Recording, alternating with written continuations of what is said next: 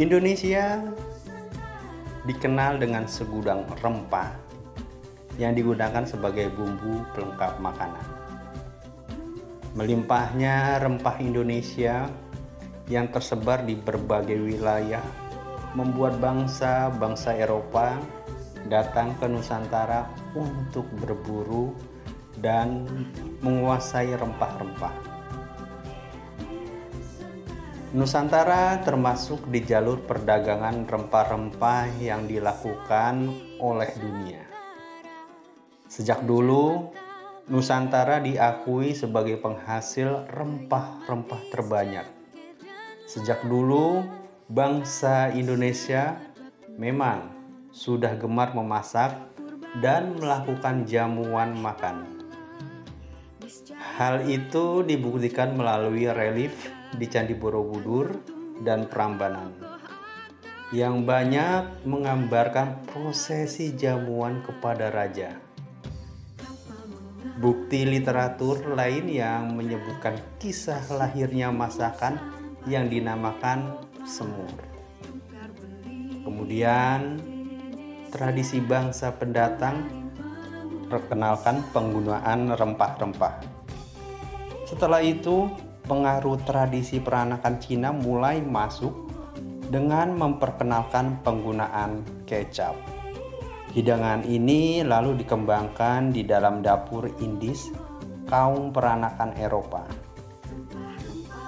Meski diolah di dapur orang Eropa, khusus Belanda yang notabene sempat menjajah Indonesia, semur tetap dianggap sebagai masakan asli Nusantara lantaran kecap yang digunakan adalah kecap manis yang memang hanya ada di Indonesia. Begitupun dengan bumbu rempah-rempahnya cuma ada di Nusantara. Dodol Betawi tak pernah lepas dari setiap acara bagi warga asli Jakarta. Mulai hajatan hingga upacara keagamaan pasti tak luput dari panganan yang terasa kenyal dan manis ini. Proses pembuatan dodol Betawi bukanlah hal yang mudah. Untuk membuatnya perlu tenaga ekstra dalam mengaduk adonan dodol. Maklum saja, satu panci kuali besar dengan diameter 1 meter, adonan dodol harus diaduk selama 7 jam tanpa berhenti. Kalau berhenti, adonan akan keras dan rasanya tidak merata. Untuk membuat dodol Betawi sebanyak 1 kuali memerlukan beberapa bahan dasar berupa gula merah sebanyak 3 peti, gula pasir 4 plastik, santan kelapa 3 ember, dan 10 liter ketan hitam. Beberapa adonan dasar tersebut kemudian dicampur menjadi satu ke dalam kuali besar yang nantinya dapat menghasilkan 20 besek dodol Betawi.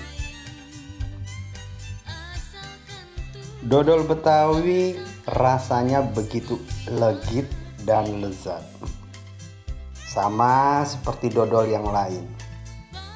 Dodol Betawi terasa lembek dan lengket saat dimakan. Ada beberapa rasa yang dicampurkan seperti dodol durian, dodol nangka cipedak, dodol lapis, dodol ketan, dan dodol kole. Dodol kole merupakan dodol muda atau dodol setengah matang dengan rasa manis bercampur gurih. Mari mulai sekarang kita lebih semangat lagi menjaga dan melestarikan rempah-rempah Indonesia untuk masa depan kita semua.